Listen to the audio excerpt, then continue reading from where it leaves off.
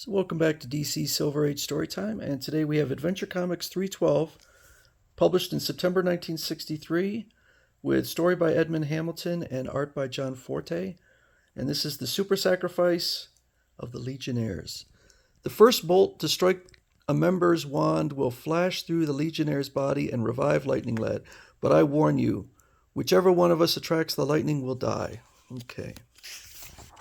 Many months ago, when gallant Lightning Lad was killed in action, the Legion of Superheroes vowed that they would never rest until they could find a way to bring him back to life. Now, after searching the universe, a method is found to revive him, but its price is costly. One other member must give up his life. See if you can guess who makes the super sacrifice of the Legionnaires. That's called a spoiler, because we don't learn that in part one here. This is a two-parter. The people of this strange world were all dead, and now they're coming to life. Maybe I can find a secret here which can help the Legion to revive Lightning Lad. I've always found it very weird that they are so obsessed with bringing Lightning Lad back to life. That's just, I don't know, something's very strange about it. But they're still sitting around trying to come up with a way.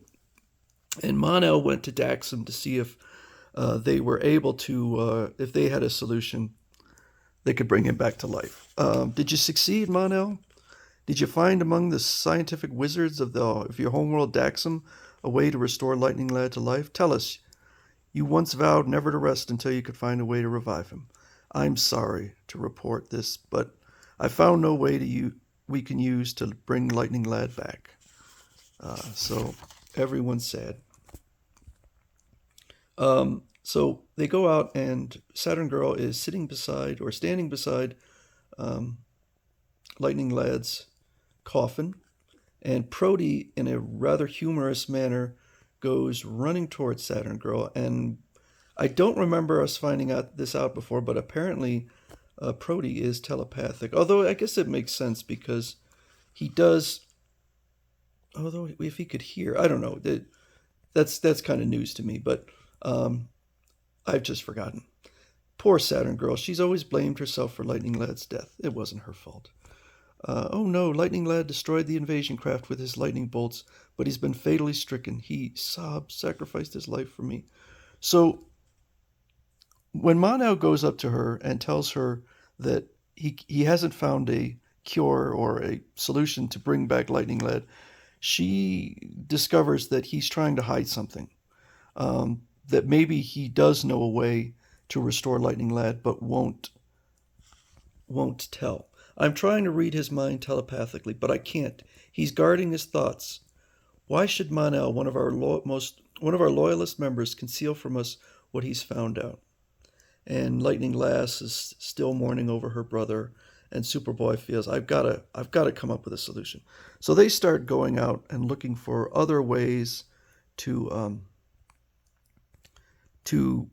restore Lightning Lad. And Superboy says, the world of the blue sun, it picked...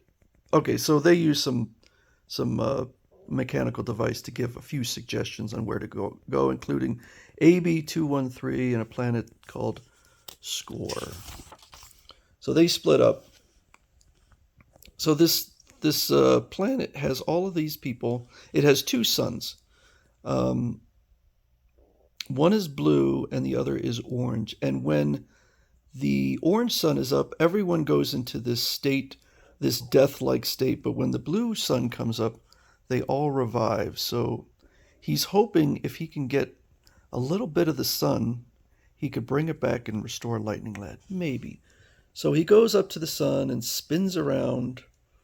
When this happens, naturally, the glowing gases that erupt from a sun's surface are called prominences, but I've got to make them whirl so fast that they erupt loose into space. So he creates this tiny sun and goes back and allows its rays to bathe Lightning Lad for a while. The radiation had no effect. I've failed. I've got to return this tiny sun to the big sun from which I took it, but I won't give up, and maybe the others will succeed. Meanwhile, Saturn Girl and Mon-El have gone to this planet of this creature. There are the Taroc creatures. Now to find out how They can die and live again, but they're ferocious and must be careful. So when this creature called the Taroc dies, it seems to just come back to life. Um, One of them attacks Mon-El. Mon-El just punches him out. In fact, he kills him. um, well, okay. That old one fell to the ground and seemed to die a natural death. So I'm not sure if that's the same one he punched out, but no, I guess it isn't. He punched that one out, and then they find a different one. It does kind of look like he punched it out, but it's a different one. According to our records, it will live again. We'll watch, and a small one pops out of the larger one, and so the large one remains dead. So this is not going to be helpful. Let's hope that maybe Superboy or the other Legionnaires have succeeded where we failed. Mon-El is making a detour in space so that we'll pass his home world of Daxam. What did he discover there? That he's so anxious to keep hidden. So they go to the lightning world. A Superboy failed too, but is going to keep trying, and we must keep trying. There has to be some way to revive Lightning Lad.